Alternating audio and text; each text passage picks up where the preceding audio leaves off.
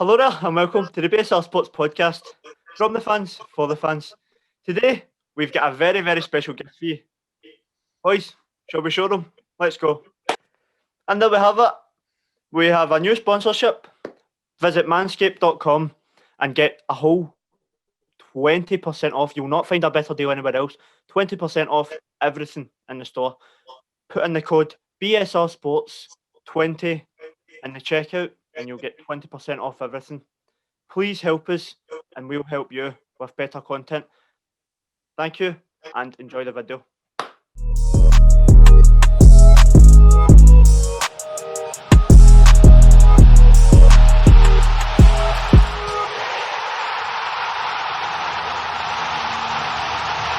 Right, Liam, you've not had the best of opportunities to explore your love of Liverpool recently, but back to it again tomorrow night. Well, it'll be tonight for the people that are watching it.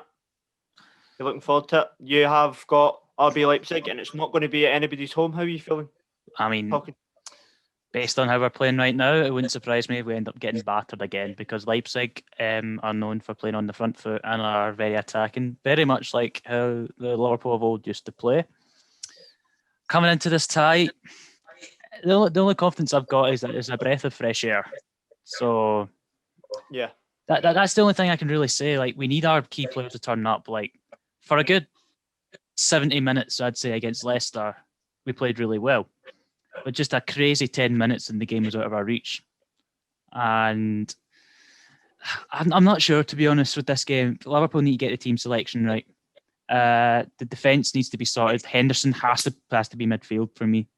He just can't. He's just not a centre back. Like, he does the job, right? I'll give him his dues. He does the job, and he's not mucked up majorly yet. Would you agree? He's not mucked up majorly yet, but no, he's missing so much. Like, Thiago just can't play that CDM role. No, he's just not a CDM. Thiago's a ball playing midfielder. He needs to be playing in front of Henderson. Henderson needs to be doing the dirty work, and it's not working, is it? Yeah, and it looks like Fabinho's going to be out for this game as well. So yeah, he is. So it looks like Henderson will probably start centre back again, unfortunately, because I don't see him having any trust in Davis to throw him in for an away tie in the Champions League. Yeah, but big news. Upamecano's reached an agreement with Bayern Munich. So do you think his head's going to be kind of out of the game, or do you think he'll be all no, for it, Jinx? He'll be looking to do his best for the club. If his head was going to be turned, he would have asked to leave in January. Yeah. So he will be fully focused on getting Leipzig as far as possible, and Leipzig will fancy their chances against us. Based on how we've been playing over the last few weeks, we've seen the title out of our reach, and now top four's out of our hands. So we need to just focus and go as far as possible in this competition. I think so. So, you know what stadium it's going to be? Is it Bulgaria? Yeah, Budapest Arena. Is it Bulgaria? Is it Puskas Arena it's going to be on? Mm-hmm. Well, Budapest is in Bulgaria, mate, so it works both ways. No, I meant to say the city, obviously. Do you think that's going to make a difference? Possibly. We saw in the mini tournament at the end of last season in the Champions League, playing in that kind of venue can have a big effect on the smaller teams. I mean, Atalanta nearly took PSG right to the wire. We saw that, and obviously PSG showed some fighting spirit in the end. But it will be weird, as I heard as well that Liverpool won't be allowed to play their second leg at Anfield either. So, and obviously Liverpool thrive. Obviously, a European night at Anfield is unmatched, but obviously we wouldn't be able to have that without the fans. Fans wouldn't be allowed in because the fans are obviously locked down. So it's different again. And it's going to be strange for Liverpool not having fans on a European night, because they're almost seen as like the 12th man for Liverpool. And to be perfectly honest, home and away advantage is out the window, because both teams won't be able to play in their home ground in these two legs. Mm-hmm.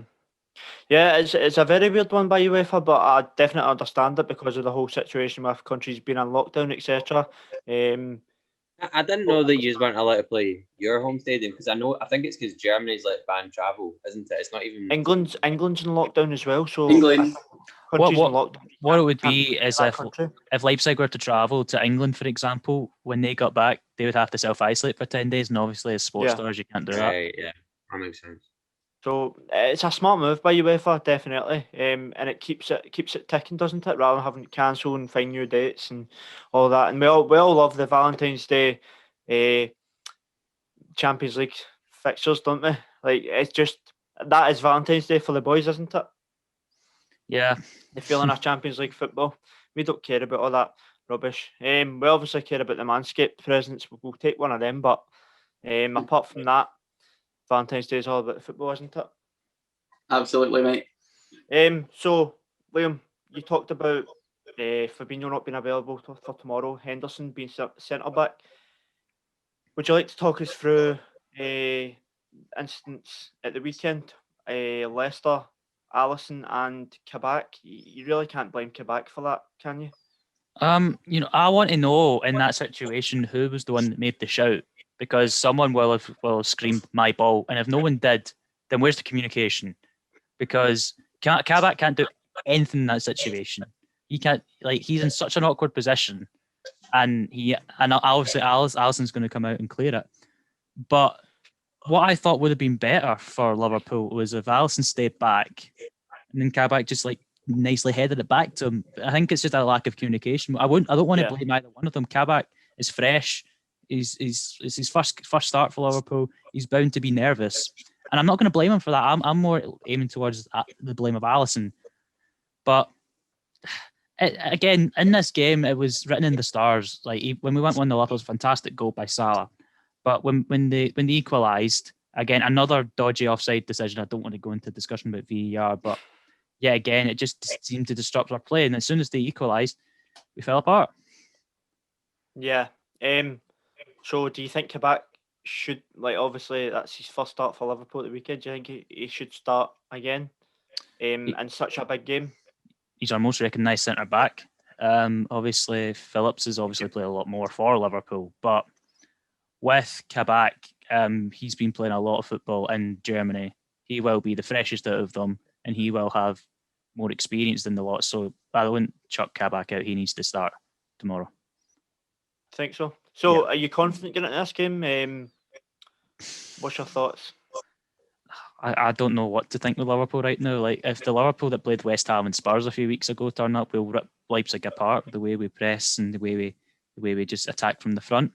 But if we play like we did against Brighton or Man City or Leicester, we'll get ripped to shreds, because Leipzig are very similar to the way we play. And if we're not alert and fast, especially our fullbacks and Kabak, we're going to be in serious bother. So yeah, 100%. You obviously watch the Bundesliga. What do you make of your opponents coming into this match? In a fine run of form, aren't they?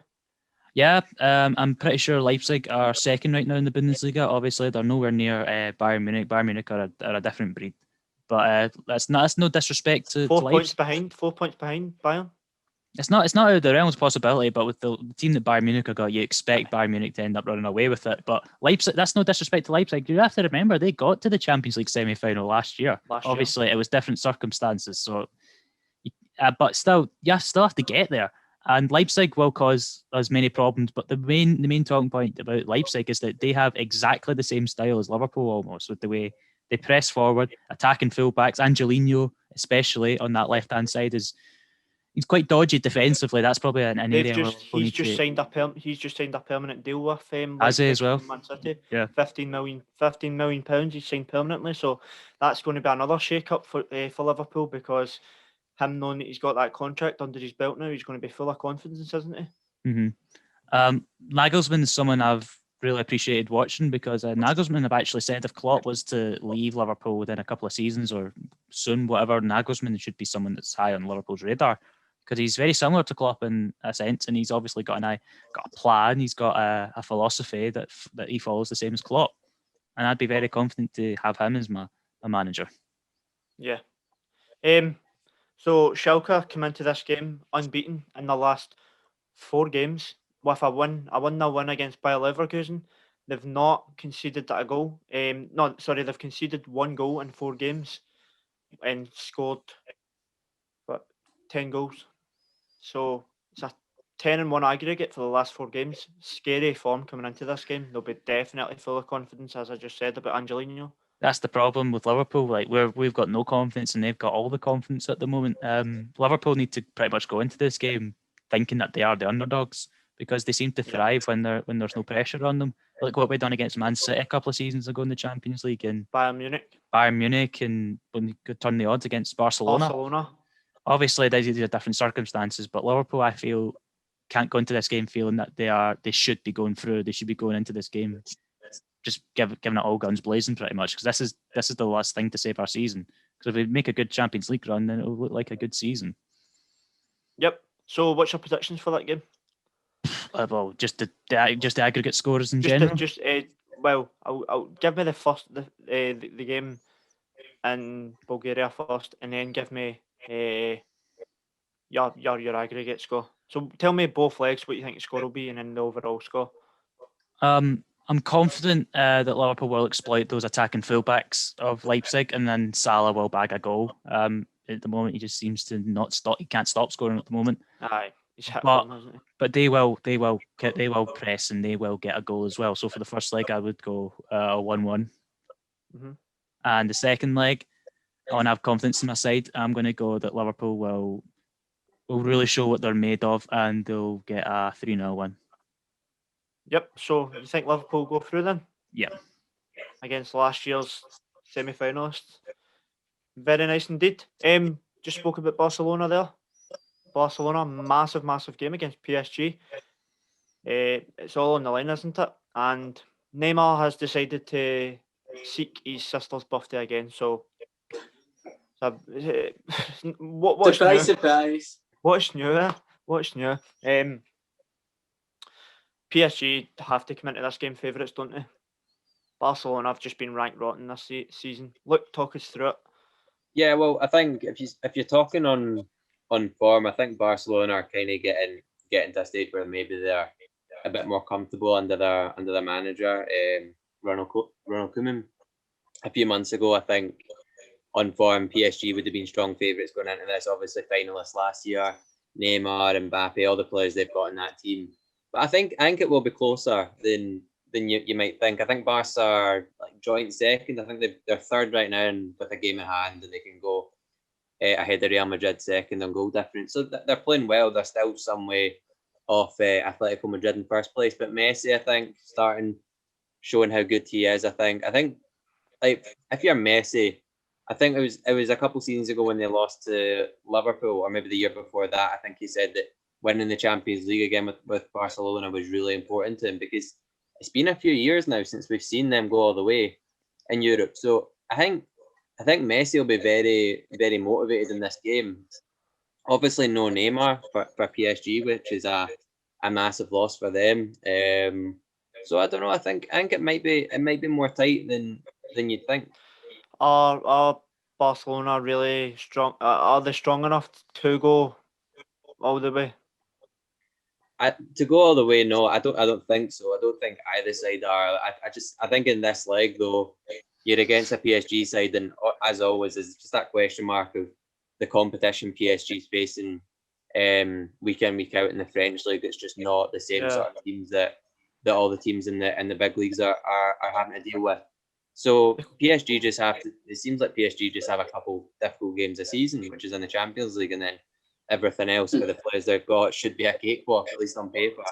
But no, I think this will be close. In terms of going all the way, no, but I said the same thing about PSG last season. I didn't see them getting to the final, but it'll be interesting to see for sure. But I don't think Barca would go much further than the quarters or maybe the semi-finals. Last year's finalists, obviously. PSG surely need to be full of, I wouldn't say full of confidence, because they obviously get knocked off their perch in the final, but what I would say is they'll be desperate to make amends for that final. Barcelona will be desperate to make amends for that semi-final against Bayern. So is it going to be a a tale of trying to make amends, or is it going to be a tale of just going all out and the best man wins, really?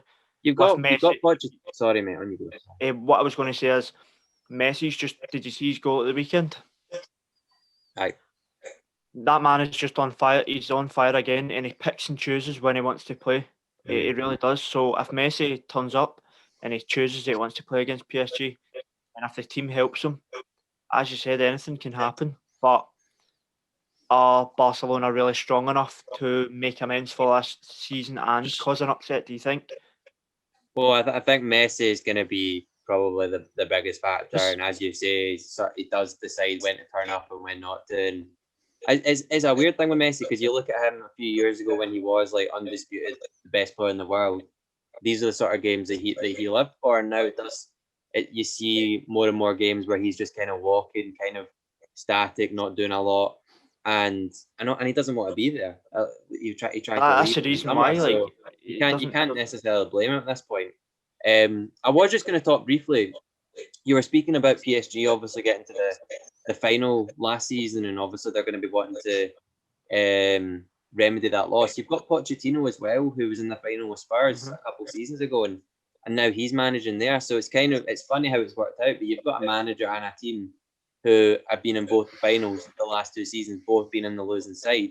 So I think this is Pochettino's chance. Obviously, at Southampton, made a name for himself, went to Spurs, was doing great things, and then all sort of... They'll be desperate, won't they? As you said, they'll definitely just be desperate just to get... Like, Liam, you'll know with the pain... Sorry to interrupt you there, Luke, but Liam, you will know with the pain of Liverpool losing that final, so... It was really just so angrily with Loris Karius not turning up, etc. Just things didn't go your way. It just makes you so much more determined to do it right next, doesn't it? Yeah, touching on that, yeah, I would fully agree. But with Liverpool's sake, it's a different scenario, because I expected us to get to the final again and one day be challenging, but I never expected us to do it like that soon. So Liverpool's probably an extreme circumstance. But with PSG, it is a good point to talk on. Like when they got to the final last year, they want to make amends this year. But the competition this year is so high. Like you've got Man City who are flying. You've got Real Madrid who are the kings of Europe. Obviously, they're not the greatest in the league, but you never know what they can conjure up in Europe. And you even got like likes of Juventus, and you don't even rule out Liverpool at this stage either. Yeah. Maybe we will rule out Liverpool, because getting beat 3-1 off Leicester's...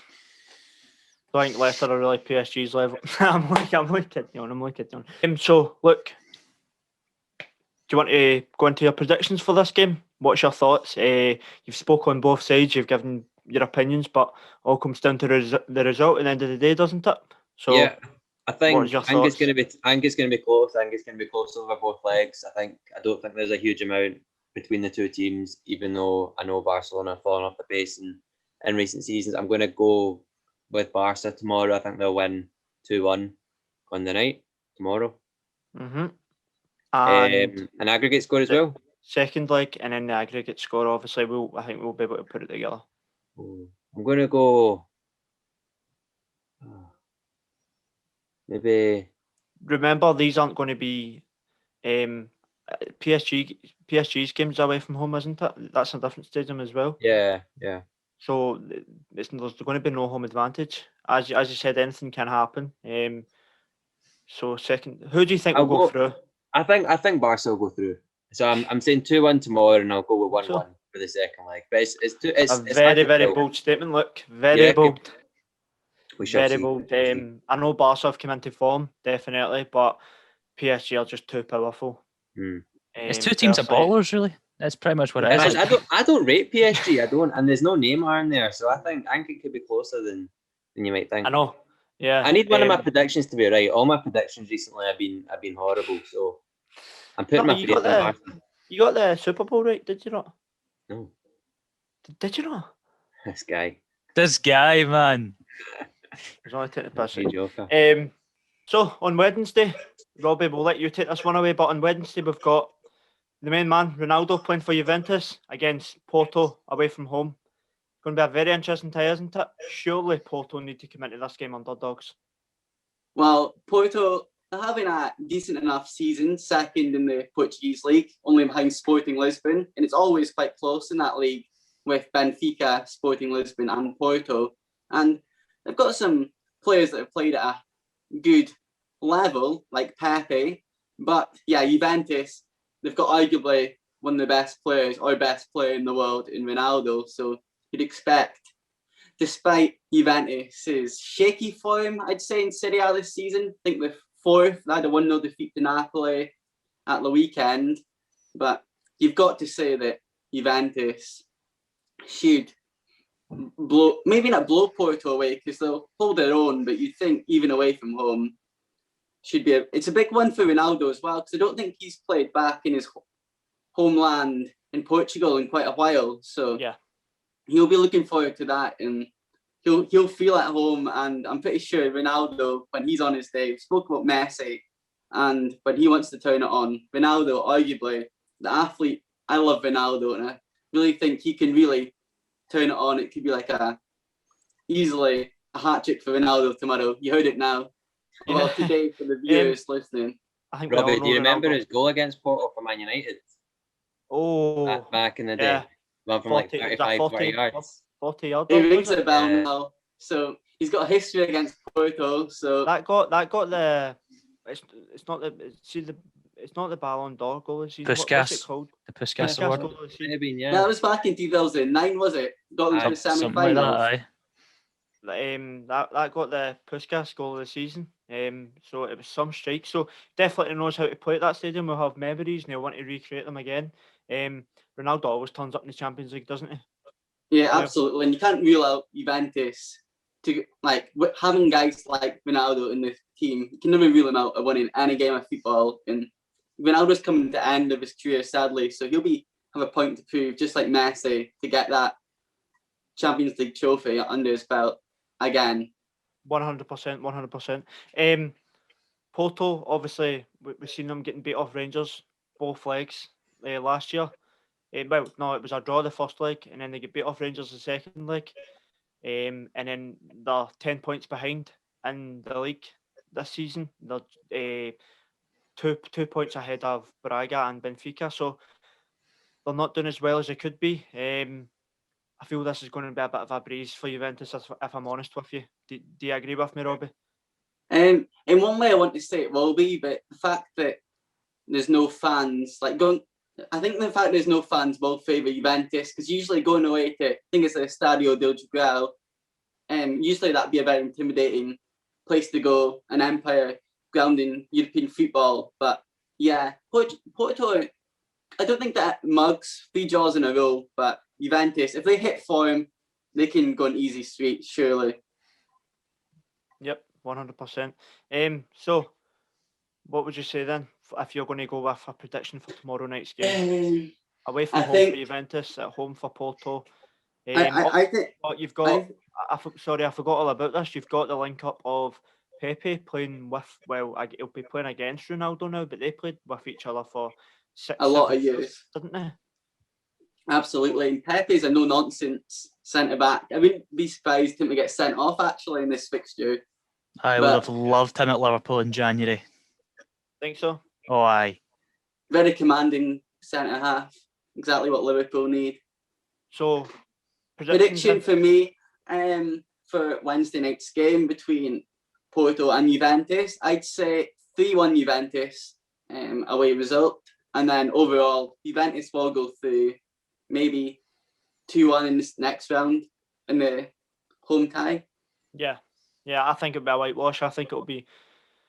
I'll give Porto a goal tomorrow. I think it'll be 3-1 tomorrow, and then I think it'll be 3-4-5-0. If Juventus play at home, I just don't see anything for Porto in this, unfortunately.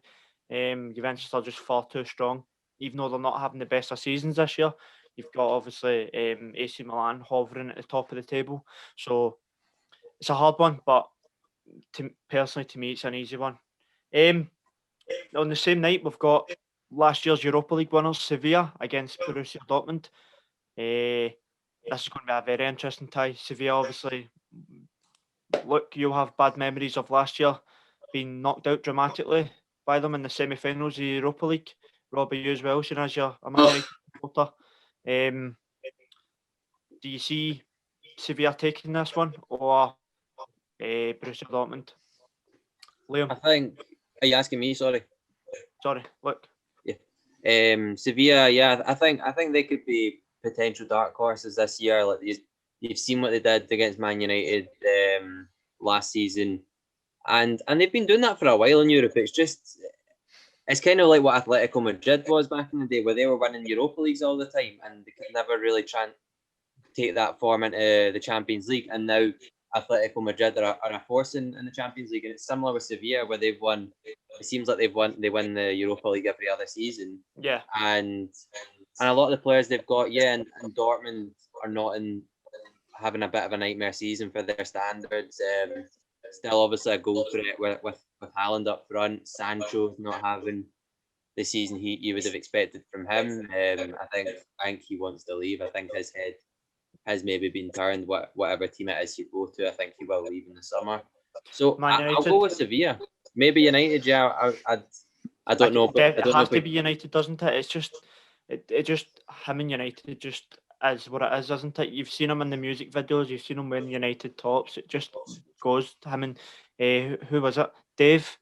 He was in a music video with Dave, and they were both wearing Man United tops.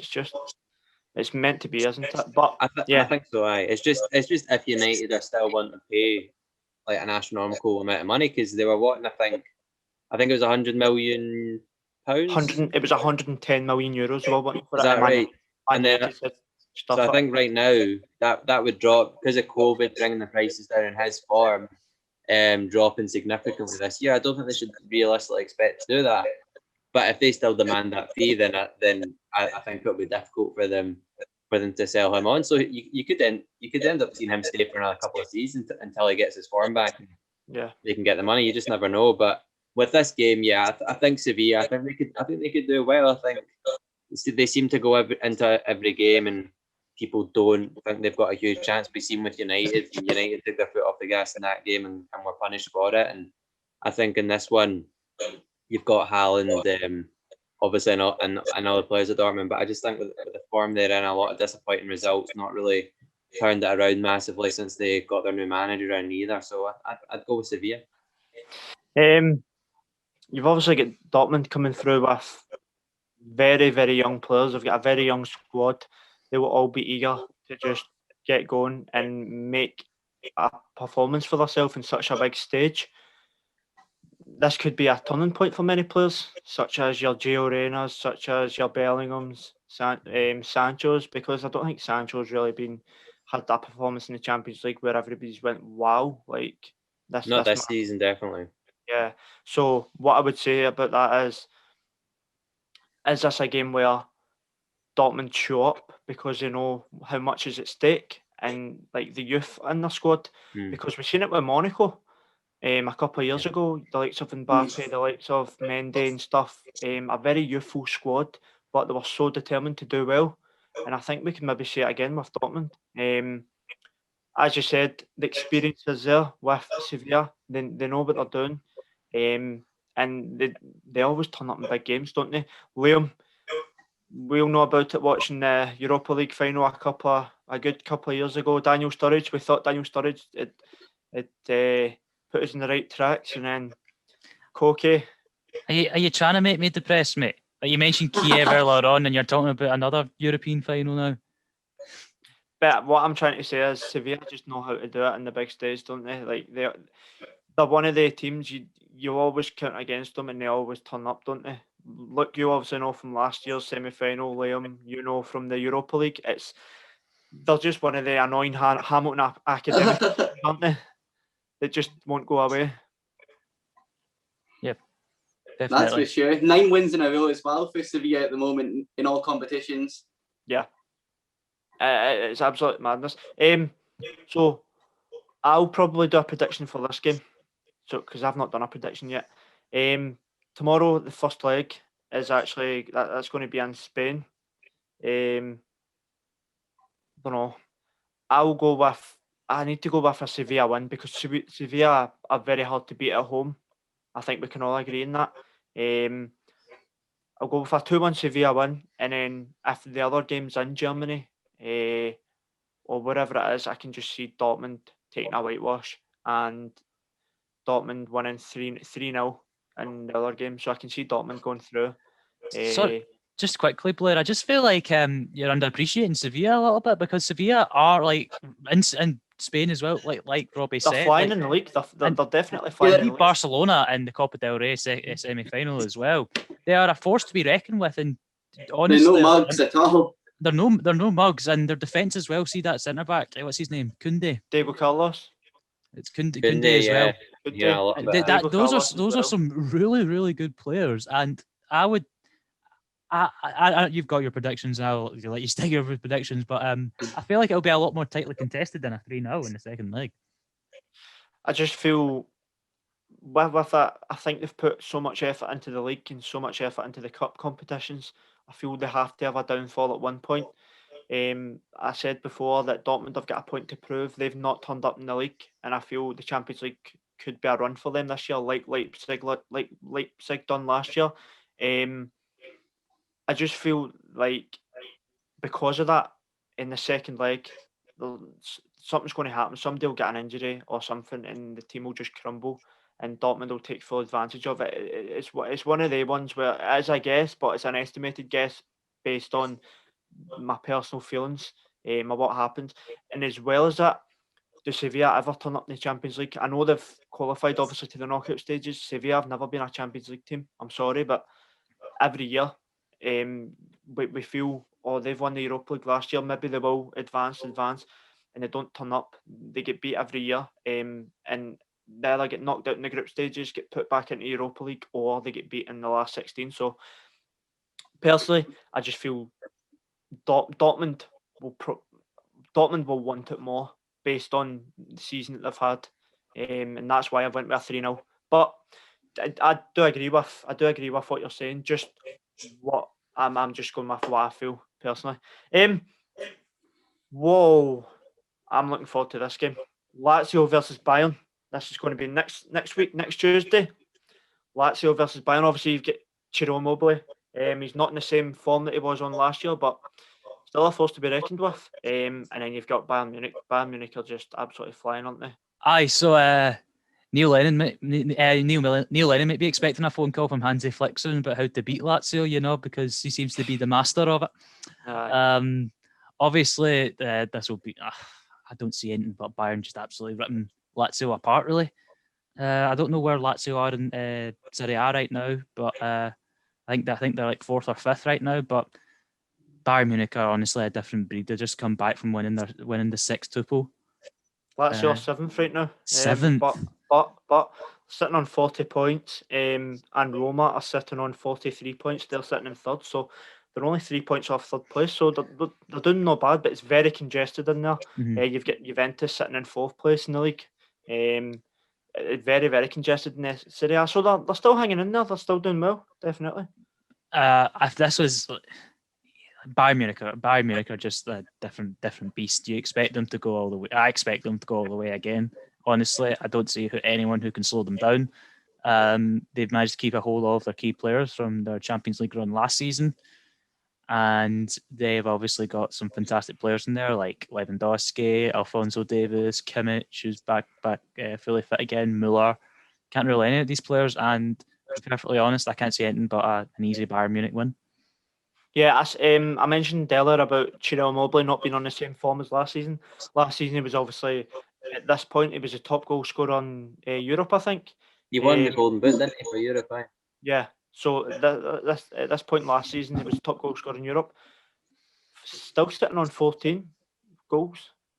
14 goals in Serie A. That's not an easy task at all. Milinkovic-Savic is sitting on 6 assists this season, so they're not in a bad run of form. They're still in with a shout of a Champions League spot, only 3 points off it. And the players are in a decent run of form. It's whether they've got that squad depth that Bayern Munich have. They've obviously got Milinkovic-Savic, Immobile, Acerbi at the back. They've got so many players that do tend to turn up in Serie A, but can they turn up against last year's champions? I really don't know, because Bayern are just Bayern, aren't they, at the moment? I feel they've had their ups and downs this season, maybe more than last season, but when they need to turn up, they will, won't they? Yeah, definitely. So what prediction would you go with for that game? Like I said, don't see Lazio getting anything from this game. First leg's in Italy, isn't it? Yep. I could maybe see Lazio stun Bayern Munich by going 1-0 up, and then that will just pretty much just piss Bayern Munich off, and they'll go and bag like 2 or 3 goals. I'll probably go like a 3-1 away first leg, and then they'll batter them at home. Like genuinely, I could see them beat them like 6-0. Like 6-0? I know Bayern Munich are ruthless, mate. Look at last season when they done against Spurs, what they done against Barcelona, for example. They are. They've done against Arsenal for years. Mm-hmm. But based off this team, they show no mercy to anyone, and they will. I think it will depend on if Leroy Sané gets a start as well. He's not been starting, and it's very frustrating watching, because a player of Leroy Sané's ability and what he's been doing, he's done it for Man City, and he's done it for Bayern. There must be something in the background there for him not to be starting. It's nothing to do with in the background. I've actually heard that obviously the form of the current wingers that they're playing, and Coleman, who is Leroy Sané's position, is on really good form this season. And it's kind of hard to just say, well, no, we've got a multi-million-pound signing from Man City on the bench. You're coming out, because he needs to earn his place at the end of the day. But to have a player like Leroy Sané on your bench, like it's frightening. Yeah, 100%. So you reckon Bayern will just take it about 8-1, 9-1 on aggregate then? I don't think so, mate. I think they're losing 2-0 as of this podcast being recorded to bottom of the league in the Bundesliga. So maybe the turn's tight with Bayern Munich. Bottom of the league? Bottom of the league? They're losing against a team that's bottom of the league. Oh, sorry. Right. I thought you meant Bayern are bottom of the league. It's like, what's Bayern Munich? Oh, they're getting... Schalke not bottom. They're getting beat against Arminia Bielefeld. 15. I've never heard of Arminia Bielefeld, I'm not going to lie to you. And they're getting beat 2-0 at home. They're getting beat at home 2-0. Liam, what was it you were saying again? Was it I just wanted to add that one in. Tell me that word again. Was it ruthless? Nah. Honestly, Robbie, what I will say to you is Bayern are going to slip up. I said that they had their ups and downs this year, and they're going to slip up, and they're going to have more ups and downs as the season comes, right? Bayern in the Champions League is a different gravy. What Liam says, I totally agree with. It really isn't dependent on the league form. Bayern will, obviously, Liam, we know Liverpool did batter Bayern in their own ground, but apart from Liverpool, who else has done it? That was almost like a turning point for Bayern Munich when they got beat by us, because from that point on, they could see what the progress was. Obviously, the next season they sacked Niko Kovac. Everyone thought they were going to be in a little transitional period, and they went and won the treble. Yeah. Can I say one thing about Bayern though? And just that in recent years, it's easy to go with the team that's won the Champions League and say that they're going to do it again. Like, you always want to go with the team that's that won it the previous season. But who have we actually seen other than Real Madrid, who've done it like 3 times in a row and 4 times in 5 years or something like that? The team who wins the Champions League, they always fall off the pace the next season. We've seen it with Liverpool last year, going out to Atletico Madrid, and it happens every season virtually, except from that freakish Real Madrid team that we've seen a few seasons ago. So, I think Bayern will go through. I think you're right in the sense that the form from the league doesn't necessarily translate into the Champions League.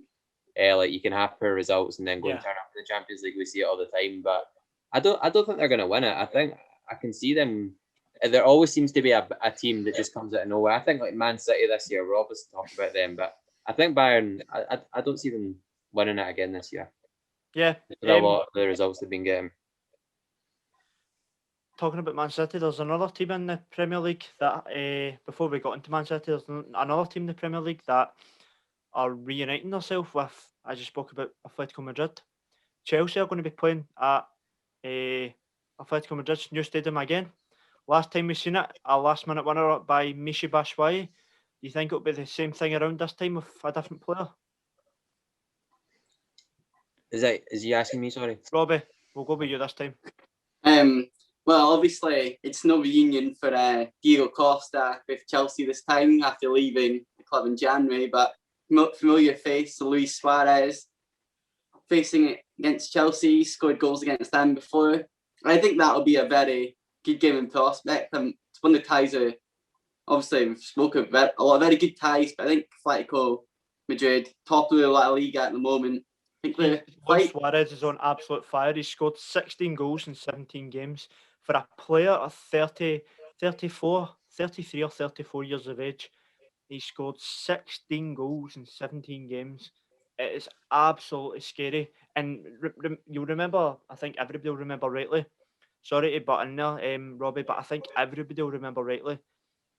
Luis Suarez get ruled out. He get absolutely ruled out of everybody because of his form for Barcelona last season, didn't he? Everybody thought. I'll say it myself. I thought he was a finished man, and he's turned it around. Fine now, hasn't he? Even as a Man United fan, I've always admired Suarez in terms of as a goal scorer at Liverpool. Scored some tremendous goals, so it's good to see him back in among the goals and firing again. And Chelsea were the last team to beat Atletico on their own turf all the way back to September 2017. So obviously that's a big one now. Going back there to Madrid for this tie. I think Chelsea's form, obviously, got a new manager, Thomas Tuchel, but for me, I think Atletico have got to be favourites for it, being top of the La Liga. Top of the La Liga. I know it's hard sometimes to compare the Premier League and La Liga, but I'd say Atletico with the form of some of the players. 16 goals in first 17 games for Atletico says it all for Luis Suarez. Chelsea at the back can be suspect. So I think there'll be goals in that game for sure. 100%. Whether or not I think both ties. Before going to predictions, but I do think both ties will be close. But I think it'll be goals either way in both ties. So the first game is going to be at Atletico Madrid Stadium. Do you want to give your prediction for that game, and then? So, the game. I'm just noticing the game's being played in Bucharest. So Atletico. I'm saying Madrid, but they're actually playing a neutral venue, which is probably unfortunate for them. But so it did. They get moved. They get moved the other day. So it did. So, but I still think good spot. Even at a neutral venue, is no fans. I'm going 2-2 in the first leg, and then away at Stamford Bridge, I'm going 2-1 Madrid away at Stamford Bridge in the second leg.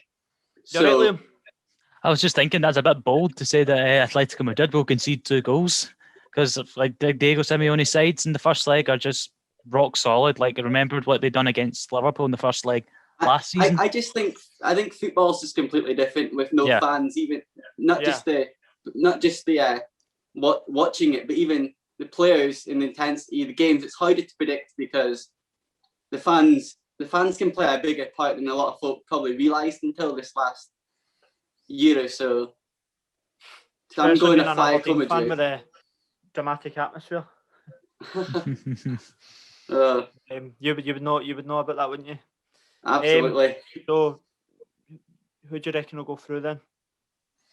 Atletico Madrid on aggregate will go through, but it'll be goals. I think they'll maybe go through like 5-2, 5-3 on aggregate. There'll be goals in both games. So it's a tough one to take if you're a Chelsea fan, but yeah, fair enough. I understand why you went with that. Borussia Mönchengladbach versus Man City. Can we skip this one? Like, there's literally only one winner. Are you sure about that? No, on you go, mate. On you go. It's a team from Germany. Mönchengladbach have brought up plenty of upsets. Not even this season, but in the last couple of seasons. Beaten by a Leverkusen. Did they not beat Bayern as well? Again, like I've been big admirers of Mönchengladbach. I mentioned it in the group phase when we were doing our group stage predictions, like back in October or in September time. I remember saying that Mönchengladbach are a dangerous side, but this is the one problem that they're facing. They're facing Man City again. Like, I think this is like since the last time they were in the Champions League. They beat Dortmund as well. They can't avoid Dortmund them. 4-2. Yeah, and they just can't avoid them. But you can't rule out Mönchengladbach, obviously. But Man City right now look unstoppable. and with Mönchengladbach's shaky defence, it's not a good mix for them. Yeah, I'm with Liam. I think City are the team to look out for in Europe. I feel like we've said that a lot over the years, but I think the form they've got again in the league, they'll look very dangerous. And obviously, Gladbach have beaten like some of the big teams in Germany. Leipzig, they've beaten Leipzig as well. Bayern, Leipzig, Dortmund. They're not all the teams that are left in the them. Champions League will have won big games in their respective leagues. It's if you can do it in Europe against the big teams. And I don't remember Gladbach beating anyone there, but I think and they weren't able to beat Real Madrid as well, so that kind of is a bit of a scale. But it's going to be I think it'll be a good tie. I think there will be an upset in one of the games. I can see. I'll go with the prediction for this game. I can see Mönchengladbach taking a draw in the first game if it is in Germany. 2 seconds to check if it is in Germany. No, it's at the Puskas Arena again. I still can see Mönchengladbach taking a draw in the first game. Second leg, Man City. You're right there, Liam. Second game, I think after sitting in the whole game, they can't sit in again, and Man City will expose them. I'll go with a 4-1 overall aggregate. So I'll go by 1 each draw in the first game, and then a 3-0 win in the second game. I just feel that's the way it's going to go. Man City are just far too strong, aren't they? You're right, Liam. I just see one of the games there being an upset, maybe even Mönchengladbach sneaking a win. I would like to see it. I would like. Could you pull for Manchester City this season? Is that something we can speak about? We say this like every season with Man City. Like we say, like, oh, they're going to be favourite, or are they going to be favourite this year? Then they go and lose their bottle in nearly like every quarter final that they play. I remember when they got beat by Liverpool, then they got beat by Spurs, and again those 2 games they probably were seen as favourites going into those games. And obviously going against Lyon, they were seen as heavy favourites, and Celtic favourite Moussa Dembele crushing their dreams again. Aye, yep. So that's my prediction for that game. The last game, I think we all know who's going to win this game. Real Madrid. I don't know how many times won. I think they've won it six times now. I'm telling you, right? Real Madrid, Atalanta, right? This is going to be a more interesting tie than you think, because Atalanta love to play on the front foot, and Real Madrid are so shaky at the moment. Obviously, I don't know.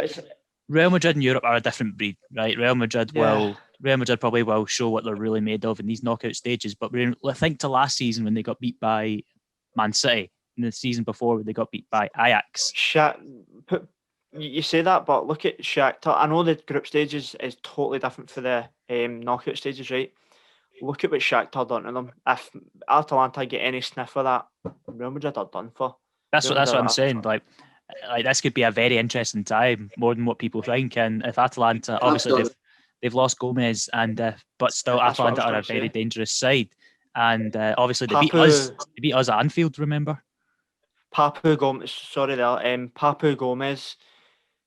That's I'm still sticking by it. It's a massive loss, massive loss. He actually signed with Sevilla, didn't he? Yeah. I think near like the end of the group phase with Atalanta, he was kind of like almost phased out of the side. I don't mind him playing against us at Anfield. He's been the captain of the club and doing so much. He honestly done so much for them in Europe as well. I just can't rule them out in the league. They've been fine, and he's been the captain of them. So he's going to be a massive miss. Who wants to go with this one? Who wants to take the final prediction? Look, I'll give it to you. I don't know. You put me on the spot because I think it'll be tight as well. Like, it's going to be a great tough one. What is it? Is it going to be at neutral venues? Do we know? Yeah. Aye. Yeah. I could see maybe a draw the first game. Second leg's going to be in Madrid. I think the home leg. No, sorry, it's actually in Italy. Is it the first and second leg? Home and away, yeah. Okay, it's just the normal home and away. So Atalanta at home first.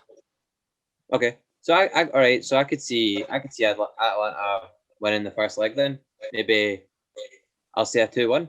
in Italy, and then I could see maybe a draw in Madrid. So 2-1 first leg, 1-1 second game. But honestly, it's anybody's guess. I feel like this could go either way for both teams.